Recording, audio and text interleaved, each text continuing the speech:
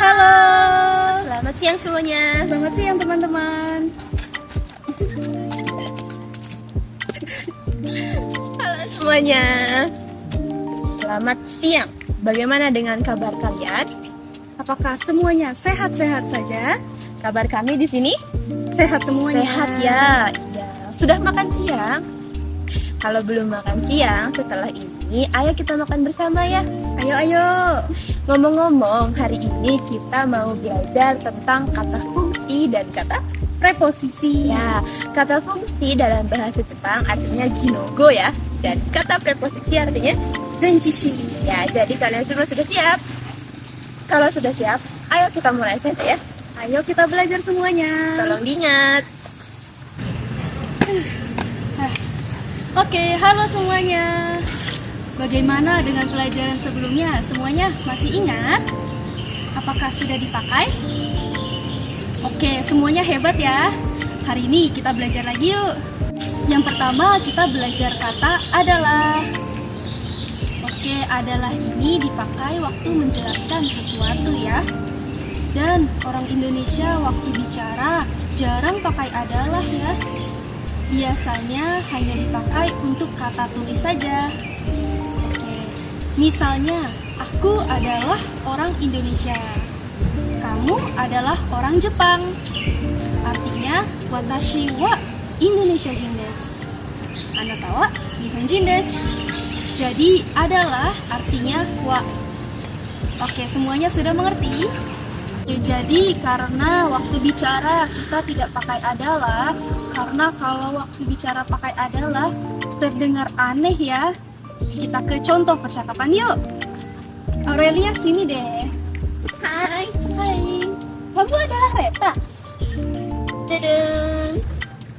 Oke, kalau bisa kita hapus ya adalahnya. Contohnya seperti ini. Kamu Reta? Iya, aku Reta. Kamu Aurelia? Ya, aku Aurelia. Oke. Oke semuanya, sekarang kita belajar cara pakai kepada atau pada. Ini biasanya dipakai untuk tulisan ya. Biasanya cara pakainya seperti ini. Saya beri bunga ini kepada kamu. Atau kepada kita ganti jadi pada. Misalnya, saya beri bunga ini pada kamu. Cara pakai kepada atau pada ini punya arti ni atau e. Misalnya, watashi wa kono hana o anata ni agemasu. Nah, cara pakai kepada juga bisa dipakai waktu kita menulis surat ya, atau waktu kita kirim email. Biasanya di bagian atas surat ada tulisan kepada Reta. Artinya, retae. Sudah bisa mengerti? Jadi orang Indonesia kalau bicara jarang pakai ya. Biasanya pakai untuk tulis saja. Oke. Tapi pada juga punya arti lain ya. Misalnya dipakai untuk waktu. Contohnya, saya pergi ke pasar pada hari Minggu. Atau saya pergi ke kantor pada pukul 7. Sampai sini bisa mengerti? Jadi pada bisa dipakai untuk waktu ya. Artinya ni. Oke, sekarang contoh kalimat ya. Reta, Iya, pada pukul berapa kamu bangun? aku bangun pukul 6. Pukul 6 ya? Orang Indonesia tidak pakai kata itu waktu bicara ya. Betul. Jadi, pada tidak pakai, kita hanya pakai jam berapa kamu bangun? Jam 6. Itu saja sudah cukup ya. Mengerti?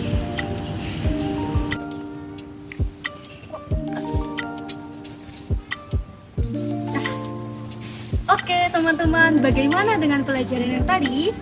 Semuanya sudah oke kah? Ayo kita lanjut ke kata berikutnya. Kata yang berikutnya adalah selain. Selain ini dipakai waktu ingin menjelaskan sesuatu yang setara ya. Misalnya, Reta suka apel dan mangga. Jadi kalau pakai selain apel, Reta juga suka mangga. Oke, selain ini artinya igai, nohokani atau nohokawa ya. Jadi, selain. Semuanya sudah paham? Oke, bagaimana dengan cara pakai selain yang tadi? Bisa? Nah, kalau tadi selain cara pakai untuk yang setara ya. Misalnya, saya suka apel dan saya juga suka mangga. Tapi kalau sekarang, yaku ya, kebalikannya. Misalnya, saya suka semua buah-buahan, tapi saya tidak suka durian. Nah, ini bisa pakai saya suka semua buah-buahan kecuali durian. Ini dia contoh kalimatnya. Jadi, dari semua buah-buahan ada satu atau dua yang tidak suka. Reta, ngomong-ngomong, kamu suka buah apel kah? Suka buah apel? Selain apel, kamu suka apa? Selain apel, kayaknya aku suka semua buah. Oh, termasuk durian? Oh, tidak, kecuali durian. Aku suka. Sama dong, kecuali durian, aku juga suka semua buah. Seperti itu cara pakainya ya. Oke, semuanya bagaimana dengan kata-kata yang sebelumnya? Semuanya sudah paham? Kalau sudah paham, ayo kita lanjut ke kata berikutnya. Kata berikutnya adalah termasuk. Termasuk punya arti ofukumu. Oke, biasanya di Indonesia dipakai untuk menjelaskan harga ya. Misalnya waktu kita belanja, kita dapat risip. Dan di risip tertulis termasuk pajak. Berarti harga sudah termasuk pajak. Nedang wa zeiki wo fukumu. Oke, semuanya sudah paham? Contoh selain itu adalah waktu menjelaskan golongan ya. Golongan adalah guruku. Misalnya apel. Apel termasuk buah. Oke. Dan bayam termasuk sayur. Nah, tomat. Semuanya tahu tomat ya? Tomat termasuk apa? Buah atau sayur? Oke, teman-teman, tomat itu termasuk buah ya. Bagaimana dengan kalian semua? Setuju tomat termasuk buah? Oke, jadi fukumu ya. Oh, fukumu termasuk. Oke, semuanya kita sudah menuju akhir ya. Bagaimana? Mudah kan hari ini? Ya, tentu saja mudah. Oke, sekarang ayo kita belajar cara pakai menurut. Menurut ini sering dipakai ya oleh orang Indonesia.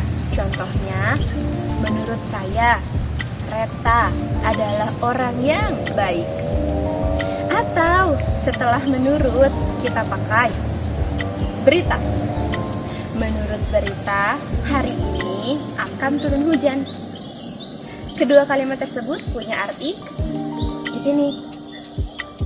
Jadi, menurut punya arti nani-nani ni yoruto. Tapi orang Indonesia kalau bicara jarang pakai ya. Biasanya ini dipakai waktu ada di berita atau waktu baca koran. Seperti itu. Bisa mengerti? Nah, menurut teman-teman, bahasa Indonesia bagaimana? Tolong tulis di kolom komentar ya. Mudah atau susah? Hai semuanya, bagaimana pelajaran hari ini? Mudah kan? Mudah banget ya. Iya, hari ini kita sudah belajar kata fungsi dan kata preposisi yang sering dipakai oleh orang Indonesia. Jadi, tolong diingat ya kata-kata hari ini. Ya, dan beberapa ada yang bisa pakai waktu bicara ya. Betul. Jangan lupa dipakai. Jangan lupa ya. Jadi, belajar dengan kita sampai di sini dulu ya. Iya. Sampai jumpa di video selanjutnya. Tolong untuk pakai kata-kata hari ini waktu bicara dengan Indonesia. Sampai jumpa. Sampai jumpa.